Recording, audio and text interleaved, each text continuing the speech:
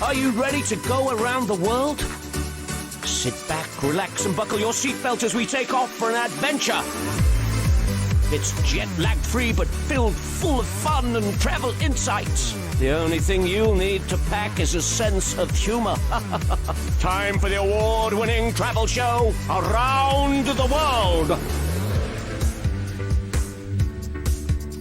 Welcome, Globetrotters and armchair travelers, to another edition of Around the World. I'm Arthur Von Weissenburg. Next to me is Miss Caffeine Express. I was going to say, I did not have caffeine, and I thought you had 2 cups of coffee.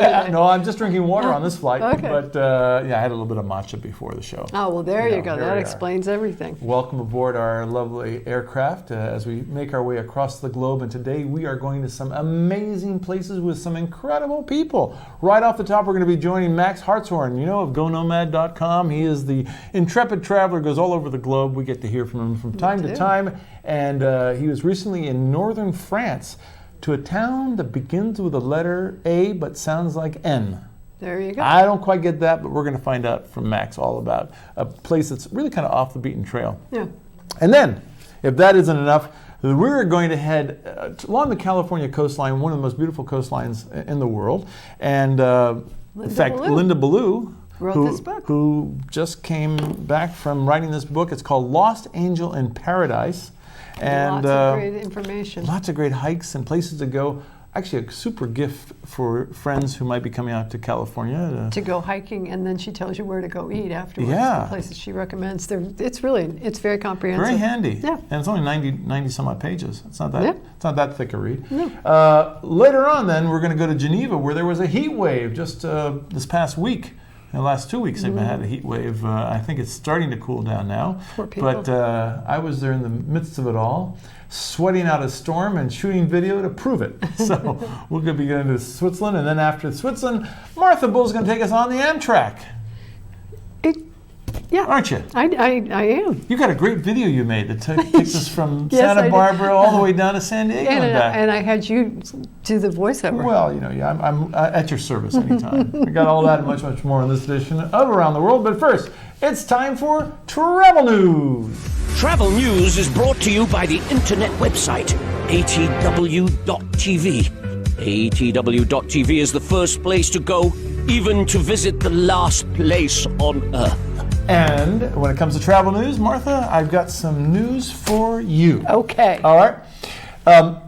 The personal finance website, WalletHub.com, just finished a study of... Spell it? WalletHub. WalletHub. Like got a wallet, it. Okay, got it. And it's a hub. Got it. I got that. Yeah, I didn't catch the first word. They came out with a report, the 2019 report on the most... I'm not looking. The most fun states to visit in America. Actually, a very useful thing if you're planning your vacations, if you want to go with your family to go and have a lot of fun. Here are some suggestions. Okay. So and they rated on various attributes from entertainment and recreation to nightlife. Okay. And restaurants and stuff like that. All that contributes to their figuring out who's number one. Okay. So guess who's number one? And of the 50 states. Or in case you're a former president, 55 states. 57, actually. 57 states. I'll guess California. You're absolutely correct. California came in number 1. Who came in number 2? Think California without hills. Nevada. No, think California without hills and ocean. Oregon. No. Washington, California. Come on, Florida. Oh, Hawaii. Florida. Of course, Florida. That's a big destination. Oh, I thought you meant this coast. Sorry. Didn't I say 50 states? I was having a blonde moment. Go ahead. I'll pay attention. How about number 3? Give me... I'll give you a hint? Is it an interior? I'll give you a hint. Okay. King Kong liked it. New York. There you go. There Good you go. for you. Okay. Anyway, we'll, instead of me going through the entire list, because that would take the entire show, we have a little video from WalletHub. Let's take a look and see how they rank the various top places to go in the country. Let's see the video. The personal finance website WalletHub just released its report on 2019's most fun states in America. California ranked number 1, followed by Florida, New York, Washington, and Colorado.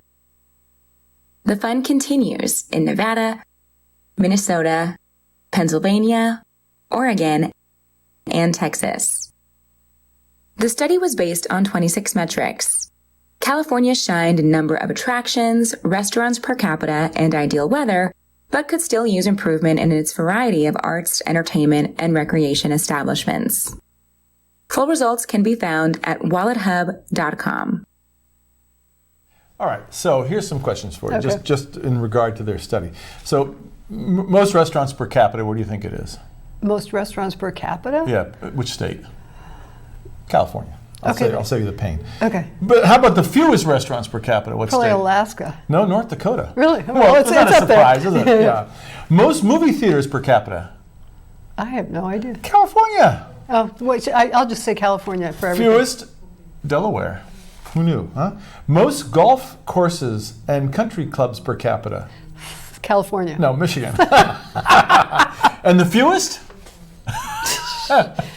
Alaska. You're right. You're right. She's right. Okay. So I have only one. What was the lowest one? You know, I got to take exception with it. The lowest, considered to be not the most fun state to visit in America, was West Virginia. I love West Virginia. And I absolutely adore West Virginia. I've had more fun in West Virginia and had some great meals there, and seen some great art and gone to some fun events. So I greatly disagree with that finding. But anyway, you know, check it out. WalletHub.com. You can see the survey. Okay. You looking for fun? Always. Okay. You need to go to an airport in Singapore. Oh, You know I why? heard great shopping. No, that's not why you... A biosphere. Okay. I'm going to show you a little video. Okay. They have a slide that gets you to your gate in the best possible way. Honestly. fun. Yeah. So what happens is the person seen here, this fellow took this video of himself Yeah. getting ready. He's got his boarding pass. Yeah. And he's What's gonna- he sitting on? He's walking. Oh, he's walking. He's walking. So now he's going to put his ticket there. Yeah. Okay, now he's going to walk ahead. Yeah. And then what happens? Okay, and then he's going to feel like he's back in kindergarten because Yeah. he's just going to get right into that slide, Oh. and he is going to slide all the way down to his Oh, no, gate. come on. You're kidding me. No, With his bags and everything? I don't know if he has bags. They're But isn't falling that behind. fun? How cute Isn't that is. fun? Yeah, well, that's a good And fun. apparently we had video of that, but that's Terminal 3. Yeah. No, actually Terminal 4, and Terminal 3 at that airport has an even higher slide. No kidding. Yep. Wow. So if you could choose between an escalator or an elevator or a slide, what would you do at an airport? I'd like those little golf carts that they just drive you around. You know, when you can't walk, I think I'll take that anytime. All right, here's another question for you. Okay. All Well, right. I'm pretty stupid today, so go ahead. Okay. This is the most expensive views in the world. This is according to Ticket Lens, which is a website. It's a comprehensive study that came out of monuments around the world with the most expensive skyline views. So when I say expensive, the cost of actually getting to the place where you can see the view is the most expensive. Well, so if we're talking like the Eiffel Tower, Yeah. would we talk about having to fly to Paris? No. Just So the you actual entry get- cost to get up there. Okay. Okay. What do you think's number one? I Most expensive. And they measured it by meters too. So, I mean, you know, if it's not that high, but it's really costly, then it works out to be more expensive, right? the Space Needle, I don't know. No. Actually, it's interesting you said Space Needle. Because, no, the number one most expensive is the Empire State Building in New York City. It ends up being $58 per person. Yeah. been some really good The movies. price per meter is 18 cents per meter. Right? Okay. There have been some really good movies on the top of the Empire State Building. Oh, yeah, King Kong. No, Sleepless in Oh, Seattle. yeah, that was nice. Can you imagine how much it cost them to film that? Yeah. Okay, number two. What do you think number two is? Can I say Space Needle again? Nope. Yeah, you can. You're wrong again. No, number two is the One World Trade Center. Ooh. And that's the new, replacement for the. Did you go to? I've been to the old one. That's $35 a ticket. Yeah. And it works out to be 9 cents a meter if you were going to measure out. Number four. Let's go to number four. It's in Las Vegas. What do you think it is? Oh, You know it. it's the no. The Stratosphere.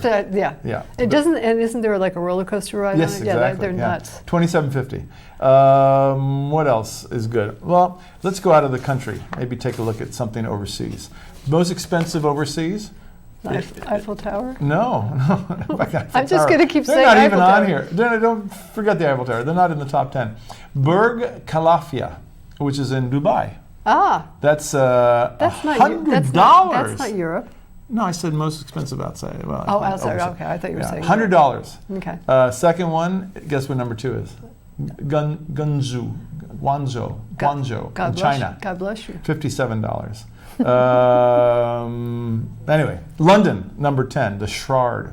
What's the Shard? So the Shard is that really modern-looking kind of odd thing right on the River Thames.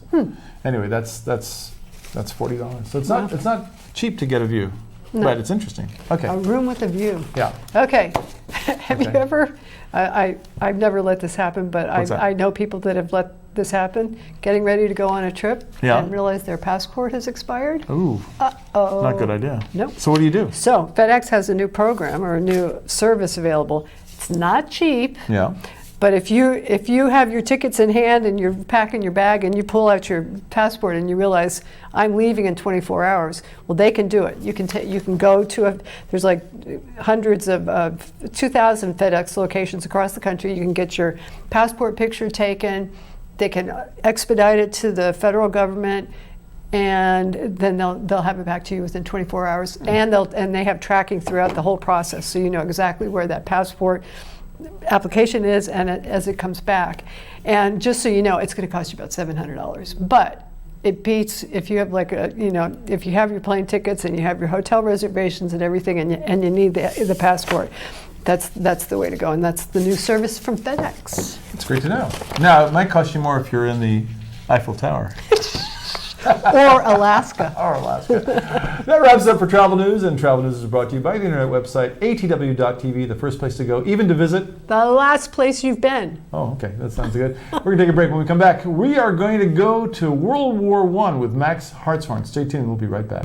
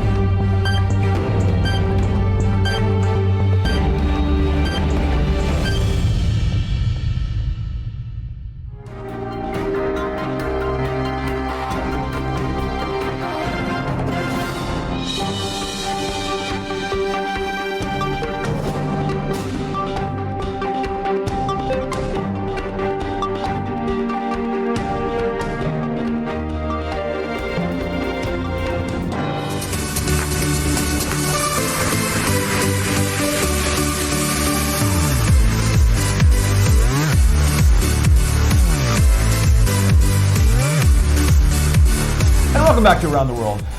Martha Bull looking ravishing. Thank you. Arthur Von Weissenburg looking somewhat You look ravishing. very dapper yourself. You know, I'm all dressed to go somewhere très chic, and that would be in France, right? Oui. Well, we have one très chic traveler. He is the intrepid traveler, goes all over the world. Max Hartshorne of Go Nomad. He just was in France, and he was in northern France in a town called Aisne. I want to know how it's spelled first. Well, Aisne is actually spelled A-I-S-N-E. See, I would have known. You wouldn't have guessed that, but maybe Max can enlighten us a little bit more about Aisne and what there is to do in Aisne. Hello, Max.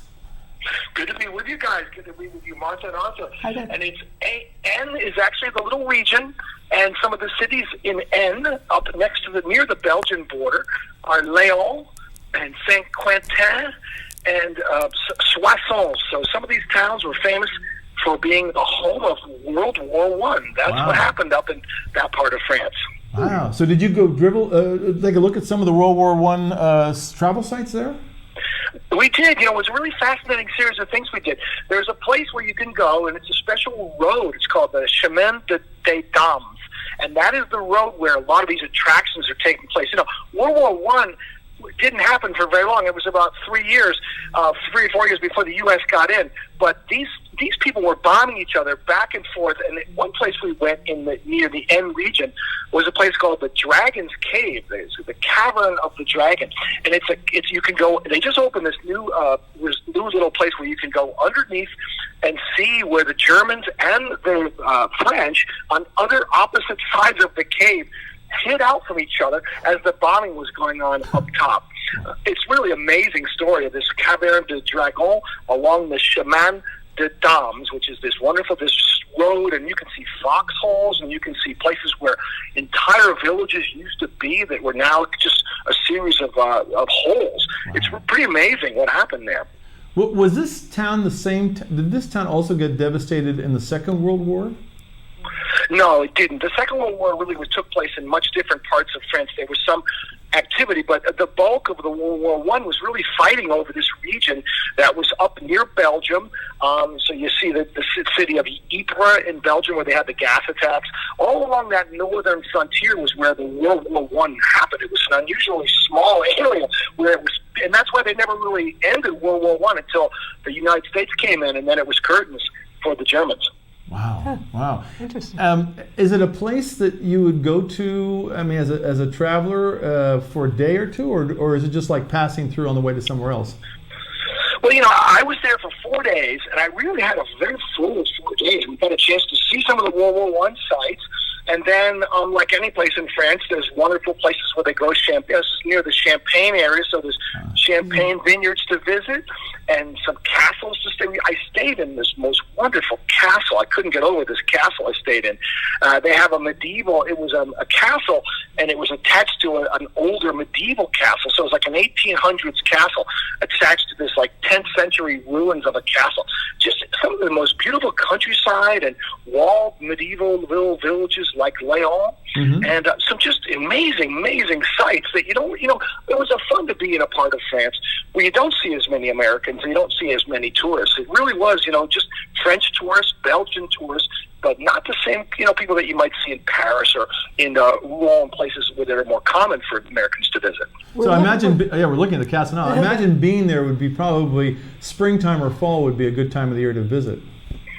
Yeah, I've always thought, France gets dark pretty early up there. The same contrast is because in June you're there and it's about 9:45 and it's still light. But yeah, I think that France is a spring, summer, and fall destination. I'm not sure you'd want to go to Aisne in the middle of February, but the historic sites are marvelous and some of the buildings are just incredible. We went to this one place, Soissons, and there was it looked like a cathedral, but you could look right through it, because it had been taken apart and used as a quarry. They sort of took all the stones out of it to use for other buildings, so it's like an abandoned quarry. It was an abbey in Soissons.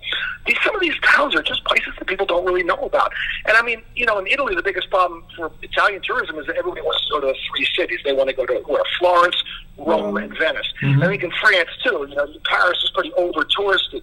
But if you go to France and you go to some of these places like Aisne, and it's an easy train ride. I took a beautiful train right up north. It's so easy to get there with these high-speed trains. You could just, and I think finding some of these less discovered places, especially for people who like history, it's fascinating. And I would really recommend this part of France. It's only about an hour north of Paris. Oh. Now, and did you have an opportunity to eat in any restaurants, or were there any restaurants in this area? Oh, it's fantastic. The food is just so good. I just couldn't get a bad meal. I think that the nicest meal I had in the most spectacular place, and you can see the photographs, I'm not sure which photograph is being shown now, but there was a place called Chateau de Fer, and this was this 5-star chateau. It's just magnificent. It's starting with the amuse-bouche to the first course to the wine course. Everything is just so elegant. You feel like, where do you eat like France. Arthur, tell me. Maybe Switzerland, but I don't know. France is pretty darn good. I love France, and actually I love the region you were in because I love the Champagne district, which is close by to where you were. And Exactly. you can visit those cellars, and I can get lost in those cellars for weeks. I know. And that's the whole standard. The standards are so high, yet it's not pretentious, but they just have high standards. You go into a little, small little village and go to a little restaurant for lunch, and what you're being brought. I remember the last thing I did, I went to this wonderful place along a river, and we went into this little magical little kind of a little auberge hotel, and they brought out this plate of beef bourguignon with the most delicious beef, and they had this tiny little tart, a little tiny zucchini tart, about 2 inches, a little cylinder. And I've been wanting to make that ever since. I've been trying to figure out how do I make a zucchini tart as good as I had in that part of France. Wow. I'm still trying to make it. Yeah, when you do, will you invite me over, please? It sounds really good. Or send us If I can figure this one out, it's not anything you can Google. It's a tiny little zucchini tart, like a souffle. Just a beautiful piece of work of art on your plate. That's the way France is. Wow. Memorable. A question for you. So you took the train to get there, but to get around, did you get a rent-a-car, or is someone driving you about? I was being driven around because I was working with the tourism board, but I really would recommend in this part of France is that you want to go to the station, take the TGV to Saint-Quentin, and then get a rent-a-car. You really do, and so many parts of Europe. I mean, it's fun. You don't need a car. You don't need a car, but having a car lets you go to the vineyards, lets you go to these out-of-the-way places. It lets you meander around by rivers and just have freedom. And there's I think car rentals in Europe are not that expensive. You don't end up driving that far because for the long distances, you take the train. But I think in this part of rural France, you would definitely need a car to really enjoy it the way I did. Yeah, it sounds like. By the way, before we say goodbye, I just read on Go Nomad that you have Go Nomad is going to be very involved with the big travel show coming up in the fall, right? Very exciting, yeah. World Travel Market is the biggest show. Well, the biggest show in the world is the one in Germany, but World Travel Market is a tremendous show. All trade, all travel, every country in the world exhibits. And GoNomad.com, thank you for mentioning that. We're going to be a media sponsor for World Travel Market 2019. It's in November. If anybody thinks that they want to meet every country in the world, meet every representative from every country in the world, you go to World Travel Market. You guys should do it sometime, Arthur, and do some shows from World Travel Market. You can find anybody you want to interview. Where is World Travel Market located? It's in London. It's always in London, the first weekend in November. It's a 3-day event. Basically, every country in the whole world exhibits, and so you can just go from booth to booth, meeting people, learning about stories, learning about different contexts, and we are so proud to be, to have them honor us by saying, yeah, we want you to be our partners, and they're going to put our logo up there, and we're going to promote their show, and it's very exciting, and thank you for bringing that up, because it's a very exciting moment for us to be recognized by the biggest travel show. It sounds great, and Max, congratulations. Certainly Go Nomad, and you deserve it, and maybe we'll come out and check it out in London in early November. Sounds like a great idea. It would give you enough topics for the whole year. Okay. Well, we can use that. Thanks so much, Max. Always great to have you on Around the World. We look forward to hearing from you soon again. Okay. Thanks very much. Good to talk to you. Bye, Max. Take care. Bye-bye. All right. Bye-bye. We're going to take a quick break, and when we come back, we've got much more here on Around the World. Stay tuned. We'll be right back. Canine of mine, friend for all time. So glad you're my best friend. Through thick and thin, we'll see things through. Canine of mine, so true. For the complete A to Z of everything to do with animals, go to animalzone.org. The Santa Barbara Humane Society is an independent, local, community-based nonprofit with adoptable animals ready to find a forever home today. The Santa Barbara Humane Society offers low-cost spay, neuter, and vaccinations to cats and dogs in our community. And Dr. Sisk is our veterinarian who performs those surgeries and helps with the vaccinations. Also, please have a relationship with your local veterinarian in case of an emergency. Visit sbhumanesociety.org and remember, at the Santa Barbara Humane Society, we want you to adopt, not shop. Bonjour Alex. Bonjour Renaud. Happiness? It's great food prepared the French way. Chocolate eclair. What makes you happy? A touch of Paris. Without the trip to France. handcrafted daily in our bakeries especially for you. Indulge yourself. Bon appétit. Please visit Renault's in Gelston, Santa Barbara, Long Beach, and La Cañada, Flint Ridge.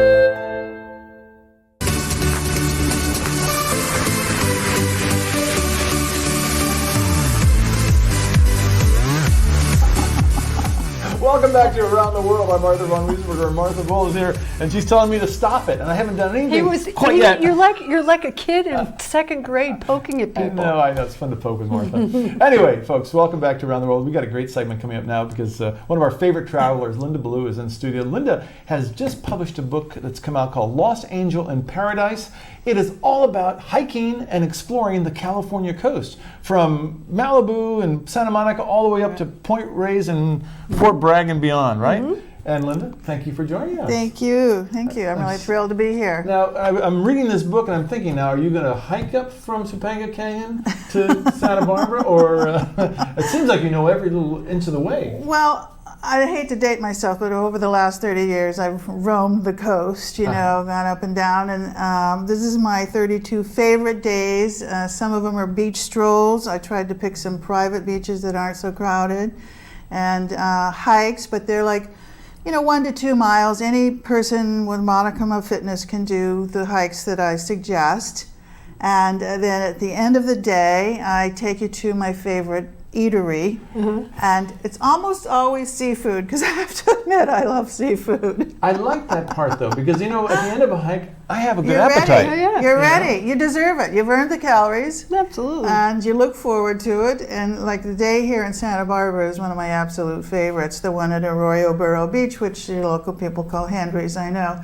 But a lot of even the locals don't hike up More Mesa and go across the top, and then there's a stairwell that goes down like 100 steps. Yep. And then you walk along the beach. It's about a 45-minute. Well, it's an hour if you take your time and enjoy the views, and you get back to the boathouse and you have a fabulous meal. Yeah. And certainly some strong you want to hang around for happy hour, you see the sunset and go for another walk. It's just a beautiful day. It's just a beautiful, beautiful day. I was reading one that I didn't even realize that I've been in Santa Barbara for, I don't want to tell you how many years, but there are a lot of decades. And Franceschi Park, which is up in our foothills here. Parma Park. Right. Well, what happened was after the Woolsey fire and after your mudslides here in Montecito, which I know you were impacted by, I had to find some new trails, frankly, because a lot of the trails were closed, like Coldstream and San Diego. Some of your very favorites here were closed, and I came up here in the Christmas holiday, and I went to tunnels, and it was absolutely mobbed, because the trails are closed, and there were only a few that were open. It's mobbed. It's usually mobbed. I found Parma Park. Yeah. And all of the parks and places that I take you are in, either a California State Park or a national park or a city park. I don't take anybody on private land. That's not cool. Actually, thank you for doing that, for all the people that I'm sure don't want to have people traipsing across their private land. I was interested, actually, even reading about our neighbor to the south, Carpinteria, which is promoted as being the safest beach in the world, which I guess is a good thing. The Baby Cake Beach, I call it, But I loved afterwards where you sent people to go get a little bite of that Thai restaurant. Right, and that's my favorite. That's a really cool place. Have you been to that little Thai restaurant? And a lot of people, when they go to Carpinteria, they don't know about the Bluff Walk, the Bluff Preserve, and then when you go down to the right, there's a seal rookery. Right. And then if you go to the left, there's a very private long beach. It's a little tough to get to, but it's worth it because it's a really long, beautiful beach stroll. And so I try to take people to stuff that maybe they're a little bit out of the way that they don't know about. Yeah. It's a pretty, but the one thing that, and you did mention a few times, I have a dog, so it's all about the dog. Yeah, there are dog-friendly beaches. And you did mention that about Henry's / Arroyo Burro. Carpinteria, you can't take them off leash. Correct. Yeah. Well, we have down in Malibu, it's against the rules to have the dogs, but I do mention in the book there is a beach where they go and no one seems to notice. Yeah, can you even have a dog? Can you have a dog on the beach down in Malibu? You're not supposed to. I didn't think so. I thought they did. Right, you're not supposed to, but there is one beach that I mention in the book that transgressors go. Really? We share the beach. So let me ask you a couple of questions. Of your 32 day trips, what's the most romantic hike that you've got, you think? I mean, if you were going to go with, most romantic husband, day, wife, lover, I mistress. think the most romantic day is on the Russian River, and you go to the Armstrong Redwood Preserve, which is a fantastic redwood forest that you don't have to drive all the way to Northern California to get to. And it's very civilized with very beautiful walking trails. And then cruise down Russian River, which is gorgeous, to the end where you go to the Rivers Inn Lodge, and there's a wonderful restaurant there overlooking the beach, and there's a lodge, a very romantic lodge with like maybe four cabins. Oh, wouldn't that be Very fun? sweet, very romantic. What a cool getaway. Lovely food, seafood. Yeah. Now, how far is that from Santa Barbara, drive time? Well, the North of San fastest Francisco, way, right? the fastest way to get there is north of San Francisco, Santa Rosa, Right, okay. and that's where the cutoff go to the is to cutoff. go down the Russian River Road. And you could also swing through Point Reyes while you're up in that. You neck of the can woods. go up that way, which Point Reyes is Which in has the got some book, great which is stuff, too. also a lovely. And if you like oysters. Yeah, you that's like right. oysters? That's right. Speaking of seafood. Exactly, but Point Aren't there Reyes. such things? Point Reyes, yeah. The best. Point Reyes is one of the most beautiful parks because it's wild. Mm-hmm. It doesn't have restaurants in it. It has Not in the actual, the park. Not in It's the, a huge park. But just a and little bit north. Beautiful. It's where Johnson's Oyster Depot Yeah, is. I mentioned oysters. And they get these giant. I mean, have you ever seen those? Oysters are the biggest oysters I've ever seen. And are they still from good up when there. they're that big? You know what's really good about the big ones like that is they barbecue them. Right. And those are delicious. Yes. And the parking lot is all broken oyster shells. That's cool. It's wild. Well, it should be. So I love all the coast and all the variations of the coast. I think one of the prettiest stretches of the coast is between Santa Cruz and San Francisco. It's not populated, and it's just the natural beauty of California, which I'm an adventure travel writer now, and I've traveled all over, not all over the world, but many places. But I'll tell you what, every time I come home, I appreciate it more. The coast of California is gorgeous. Yeah. Well, there's a lot of reasons why California is number one as far as most fun states, isn't it? It's true enough. So this is my celebration of my home. I wanted to call it Lost Angel at Home in Paradise, but that seemed a little too long. And I did create it on a Kindle book first, so the idea was that people could download it to their phone, because they have a free app on Amazon where you can download it to your phone, and then you can click through to live links. So this is and then people said to me, well, I'm not techie and I don't have, blah, blah, blah. Would you do a print book? So I said, okay. So here you are. I have the companion print book. I have the Kindle book. It's on iTunes, and I hope you'll enjoy it. And it's a great little gift for your family, friends who are coming to our state. Yeah, absolutely. It's just great. And it's published by Wind Dancer Press. Right, but it's everywhere on Amazon and all those places. And if you want to know more, you can also go to your website, which is lostangeladventures.com. All right. Could they contact you through that website? Absolutely, and sure. I'd love to maybe hear people. If you take one of my days, please tell me how it went. Yeah. And maybe they could order books directly through you. Absolutely, and I pay the shipping. If you buy it on my site, I pay for shipping, and of course you get a signed copy. Oh, thank you, Arthur. Well, I mean, it's something I'm going to put in my treasure chest. That's such a great book. I've been reading it. We do a lot of books on this show. And a lot of them are good, but a lot of them we skim through. Actually, I started reading every single page because it was so compelling, and it's like my own backyard. Oh, that's so fun. So well, I have to say that one of my theme songs is that we find salvation in nature. And I really am attempting to get people out from behind their computers and off their cell phones, really, and into nature for a little while. I thought your preamble to the book where you're talking about the fact that we disconnect, and that's really the first step in getting back to because normalcy. we have constant stimuli, and we need to take time to digest and let our minds relax. And if we do that, you will receive the answers. Yeah. I go to the beach every day with my dog, usually 3 times a day. I never take my phone, because I don't want the phone to ring, and I don't want to be tempted to call anybody or think of something. Maybe once in a while I'll go take it because I want to take a picture, but most of the time I do not take it, just exactly for that reason. I'm not out there to All right. Chitty chat. So I'm not there to so- enjoy the ocean. Right. So does your dog get the answers then? Yeah, she's very smart. She tells me, she reminds me when I get home what I need to look up. Yeah. Things are rough. Yeah, well, I believe, my walk, I do it every day too, and my walk is my meditation, and it's my time to come up with answers for my writing questions and my personal life questions, all of it. It just gives my mind a chance to relax. And so I think, it's very healthy. People don't take time out of their very busy days.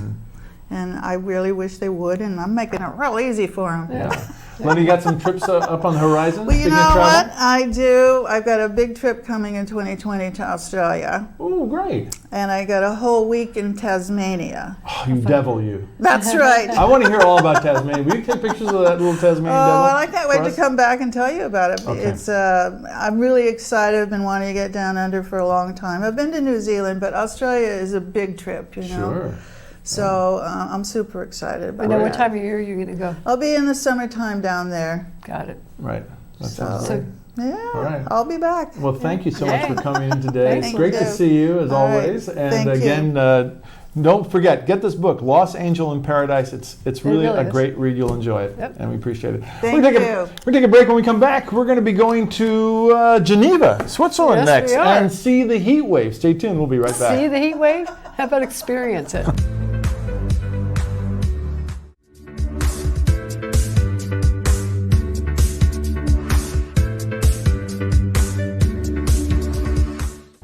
Every morning you could count on it being there with the rise of the sun. We're proud to say we've been there every day with you.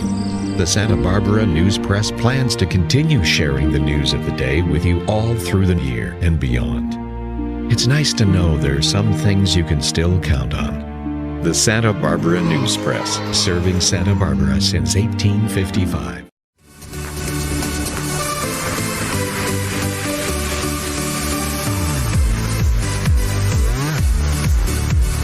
And we're back, and it's getting warm in this airplane. Have you noticed? You should have some water. Maybe have a little more of this Kopu water, which is keep me nice and hydrated. But you know what? The temperature was really hot last week and the week before in Europe.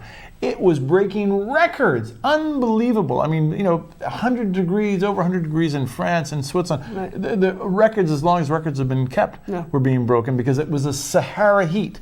It was this heat that was coming up from the desert in the Sahara, and because it was lower high pressure, whatever you wanted wasn't there. Right. And so No. you had this warm, hot air even at night. And no air conditioning. Well, because in They don't- Switzerland, You don't need air it. conditioning is the window. Yeah. You open it up, and that cools everything down real fast, especially in the mountains. But luckily in Geneva, there was the hotel I was staying at, which is a Four Seasons hotel called the Hotel de Berge.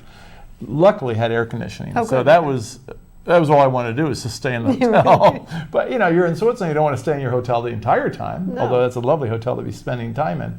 So anyway, arrived in Geneva and spent a day there, just enjoying the warm weather and seeing the lake. And one of the amazing things, the lake was such a popular place to hang out because it was the coolest part of Geneva in this weather. And people were swimming in the lake, which I've never seen before, but the water is clean. It used to be not so clean. Yeah. Now it's beautiful. You can see the bottom of the water. Wow. And people were diving in, swimming around. Do they have boats in there? No. Oh yeah, they got They do? boats, Okay. and people have these little pedal boats, and they go out to the famous fountain, the iconic fountain, the Jet d'Eau, and that's blowing water around. So definitely by the lake was the place to be. Yeah. But anyway, we have a video. So why don't we see Geneva in heat?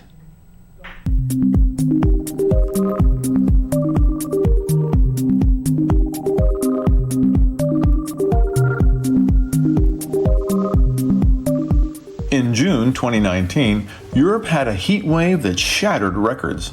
Parts of Switzerland recorded the hottest days ever. Geneva reached 36 degrees centigrade or 97 degrees Fahrenheit. One of the coolest places to be, hot or cold, is around Lake Léman. With the iconic Jet d'Eau and clean water, it's an ideal place to take a dip or hang out with friends along the quay and take a sip or two. The parks along the lake are perfect for picnics or practicing one's balance, maybe for a future Cirque du Soleil appearance. Other local creatures kept their cool in the heat, including deer, flamingos, and black swans. Even 2 strolling peacocks got out of the swelter for some cooler shelter. A great place to chill out is the Four Seasons Hotel de Berg. The historic neoclassical hotel is the oldest in Geneva and first opened in 1834. With 115 rooms and suites, it is in the heart of the lakefront, just steps from the Pont de Mont Blanc. Rooms are luxurious and comfortable with air conditioning, quiet calm, and personal service. Breakfast is a celebration for the taste buds. Specialties like viande séchée, sliced smoked salmon, local yogurts, Gruyere, raclette, and Parmesan cheeses. Cereals, Bertram muesli, fresh fruit. Healthy smoothies.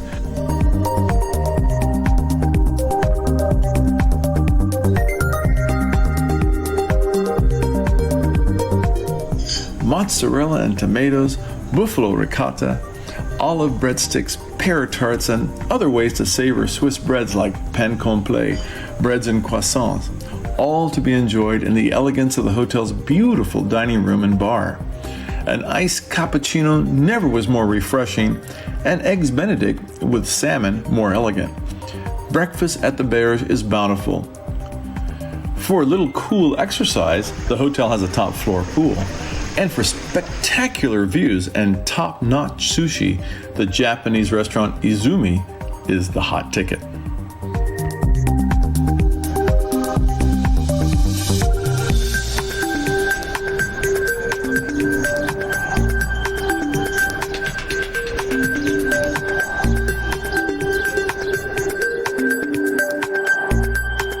As the sun slowly sets over the lake and the evening lights come alive, the Ferris wheel, or Grand Roue in the English Garden, is a big part of the Fête de Genève in the summer. Although late June of 2019's heat wave kept most people away from traditional Swiss dishes like fondue and raclette, in this heat, it didn't stop everyone. At the Auberge de Cévise, an intimate spot near the Hotel de Berg, are dishes like Malakoff, a ball of fried cheese invented by Swiss mercenaries during the Battle of Sevastopol, raclette cheese with boiled potatoes, and to cool down, chocolate gelato and sorbets.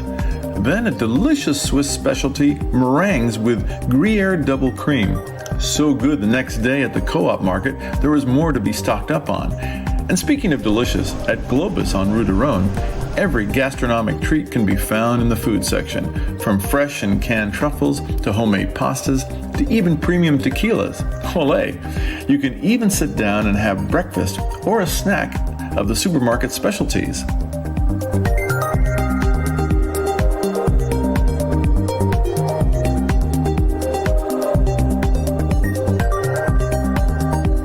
The towering mountains around Geneva, like the Mont Blanc, still have snow in midsummer, although the heat wave has increased the water flow into the rivers and lakes. At Geneva's Botanical Garden, where the tranquility of nature can be found right in the center of town, the conservatory and gardens are rich with exotic and tropical plants, over 16,000 different species.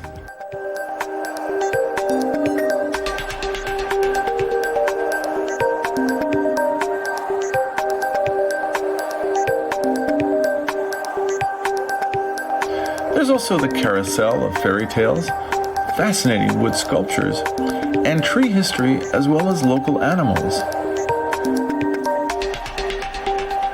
Swans show their wisdom with the summertime heat by staying close to Geneva's lake and by being with those that they love.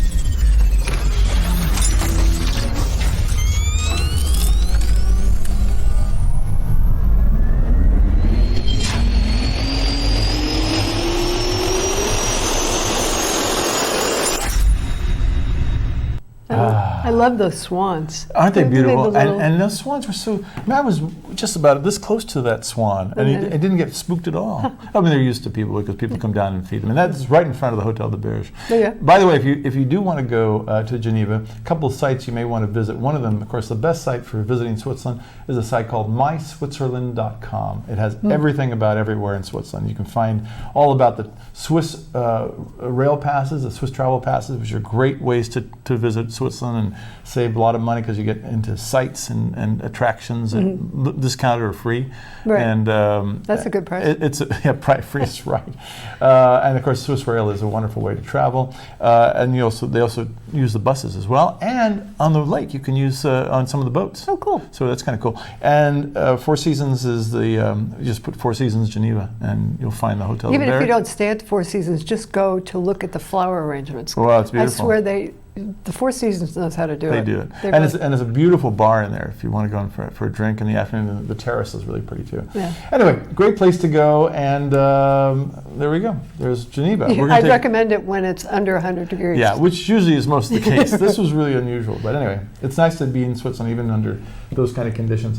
We're going to take a quick break. When we come back, what are we going to do? We're going to go maybe to Choo Choo with Amtrak. Yeah, stay tuned. We'll be right back.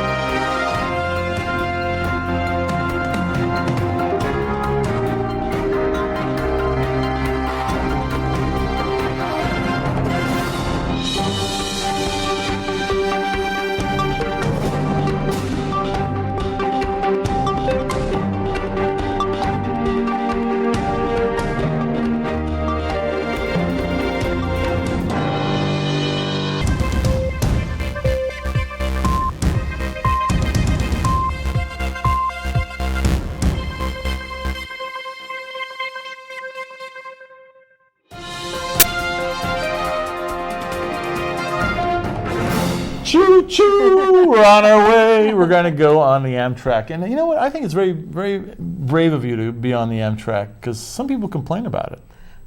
Like it never gets to where you're going or it's really delayed. Sometimes it does. I mean, I live right near the Miramar, so I know when the trains are on time and when the trains aren't on time. But I will tell you, I have my oldest friend from college lives in Glendale.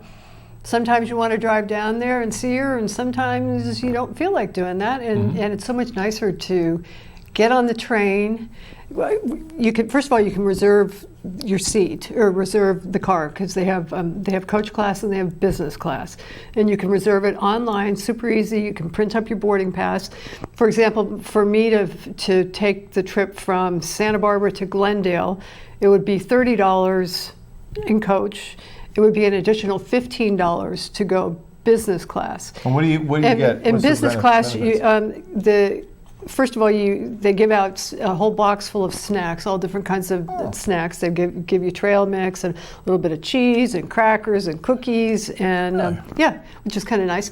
Then they also give you, if you'd like a little bottle of wine, or if you'd like water or coffee or some sodas, they give all included? That's all included. The wine? Yeah. Wow. Yeah.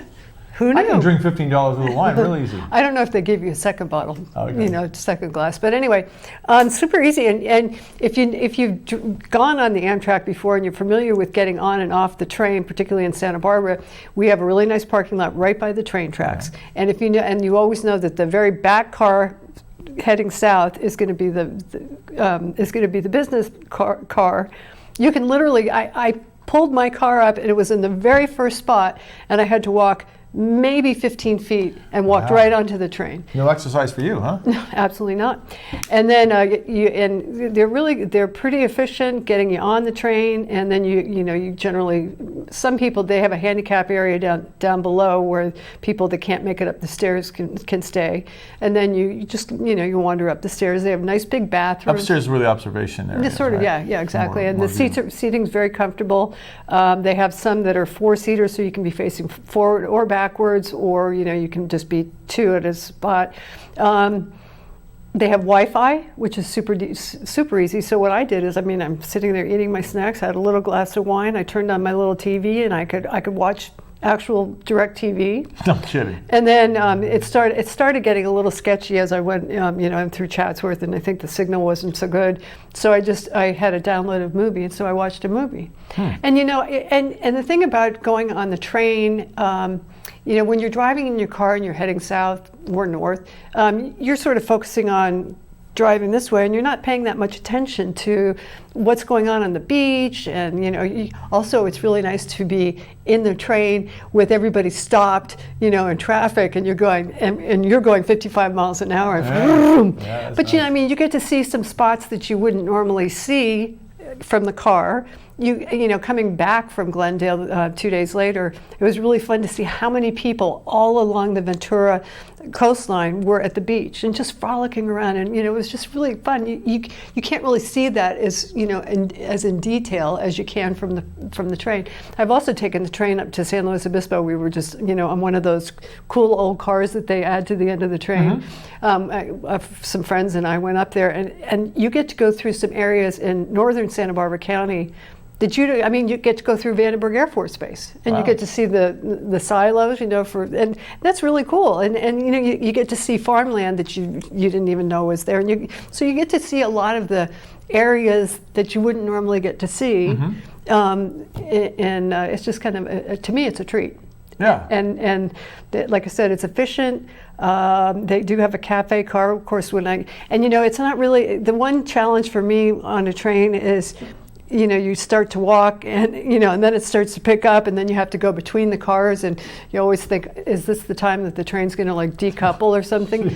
But anyway, so I went the 2 cars ahead and went down to the cafe car, and it turns out the cafe car was closed. But they didn't say how long they'd be closed, so I sat there for about 10 minutes, and I realized, nothing's that important to wait for. But I have in the past used the cafe car, and it's fun. They have a nice selection of food, a nice selection of, snacks, drinks. They have apparently everything. I think when they announced it over the intercom, they have mixed drinks as well. Nice. So, yeah. Anyway. Well, you shot some footage, right? I did. Can we take a look at it? Yeah, absolutely. All right, let's take a look at Martha's footage on board the Amtrak. One of the bigger West Coast challenges is to travel between Santa Barbara and San Diego. There are no direct flights, and the traffic along Highway 101 and the 5 can often turn into gridlock. But there are daily trains between both cities with Amtrak.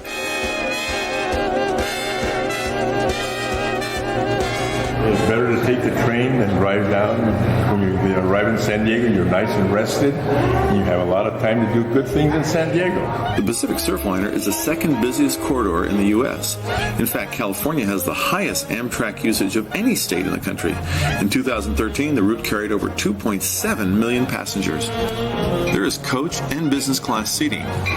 Since end stations are not equipped to turn equipment around, the trains are operated in a push-pull mode. The locomotive is at the rear of the train, pushing trains from the north, Santa Barbara to Los Angeles, as well as pushing trains from San Diego to Los Angeles.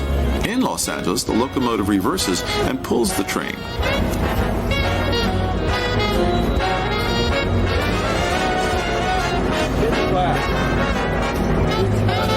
The Surfliner is a bi-level, high-capacity train. Seating is half facing in one direction and the other half facing the opposite direction. There are reclining seats with tray tables and footrests, reading lights, restrooms, free Amtrak Connect Wi-Fi, power outlets for the business travelers. There's also free snacks and beverages, even wine. The coach cafe car has food sales on the lower level with dining tables. The menu items include sandwiches, salads, and even cup of noodles. The train stops at Bob Hope Airport in Burbank and then carries on to Los Angeles. One might catch a peek of a movie set or two near Chatsworth, and the coast reappears as the train travels to San Juan Capistrano. The trip from Santa Barbara to San Diego is about 6 hours. Ladies and gentlemen, may I have your attention, please? In a moment, we will be arriving at our next and last station stop for this train, downtown San Diego. The train arrives in the heart of downtown San Diego. It's just from there a short distance to hotels and resorts of the city. It's my day. The U.S. Grand Hotel is the historic luxury hotel which originally opened in 1910 and was built at the staggering cost of $1.9 million. In 1984, a major renovation cost cost $80 million. Also in the 1980s, the city began a massive restoration project to return the gas lamp quarter to its original lively past. In 2003, the hotel was purchased by the Sikin tribe, ancestors to the very land on which the hotel stands. With additional renovations, the hotel is now a Starwoods Hotel and Resort, offering 5-star accommodations and services. And just a trifle to spare. The Gas Lamp District was the brainchild of Alonzo Horton, who purchased some 800 acres in 1867 and put a wharf at the waterfront. He built a 400-seat theater and also the town's first bank. The area's booming prosperity brought in gamblers, including Wyatt Earp, as well as brothels.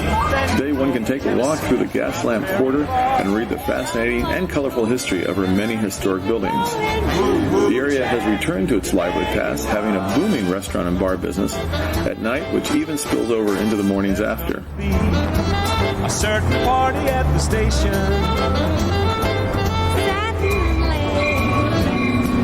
I used to call Funny Face. She's gonna cry until I tell her that I'll never roam. Taking the Pacific Surfliner back up the coast is a relaxing way to once again see Southern California's amazing scenery without the stress of the area's frustrating road traffic. All aboard.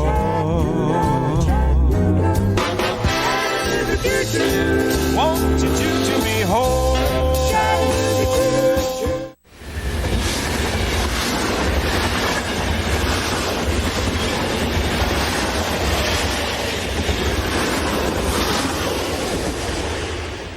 We had dueling reports there. What a great video you did. And I my voice. I like the narration. Your voice is perfect.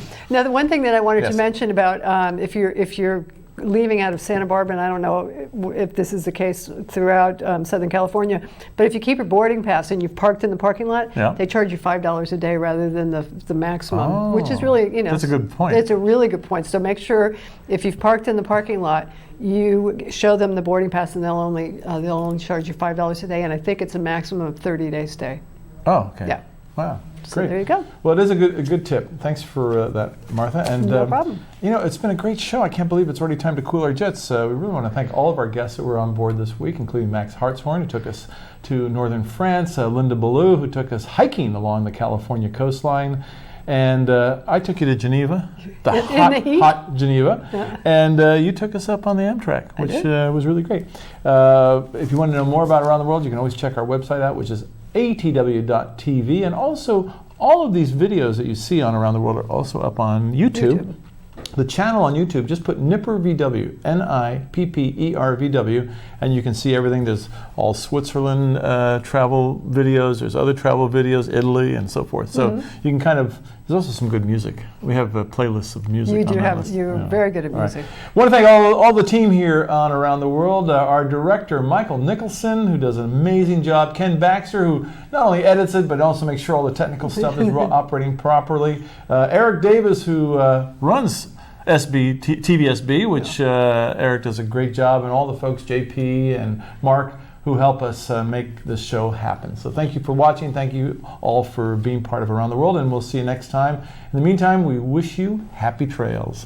See ya. Bye. Thank you for traveling with us today on Around the World. We hope you'll join us for another adventure next week. In the meantime, all of us at Around the World wish you happy trails.